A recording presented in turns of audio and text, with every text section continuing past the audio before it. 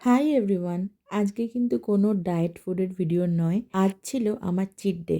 তো আজকে কিন্তু আমি সব কিছু খাবো, আমার যেটা মন চাইবে। তো প্রথমেই নিয়ে নিয়েছি, দেখে নাও, ক্রিসপি চিকেন। তো এটা হচ্ছে চিকেনের চেস্ট পিস ছিল, সবেমাত্র গরম গরম সার্ভ করেছিল, তাই একদম আমি ছিঁড়ে তোমাদের যে দেখাবো সেটা আমি দেখাতে পারছিলাম না। দেখে নাও কতটা গরম ছিল। আমরা দুজনে মিলে খাচ্ছিলাম, বাট এরকম ও এক জায়গায় ধরে রেখেছে আর এদিকে আমি ছিঁড়ে তোমাদের দেখানোর চেষ্টা করছি, বাট আমি পারিনি। তো যথারীতি আমি ওয়েট করছিলাম ঠান্ডা হওয়ার জন্য।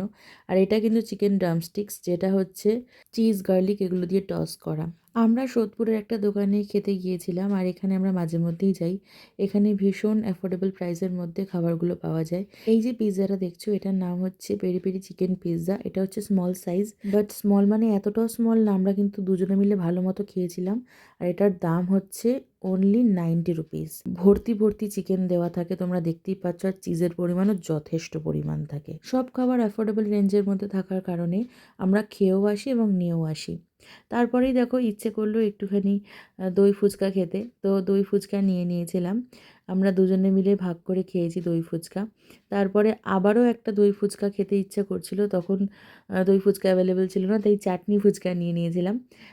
আমরা যে কাকুর কাছ থেকে ফুচকা খাই সেখানকার চাটনি ফুচকাটা আমার বেস্ট লাগে।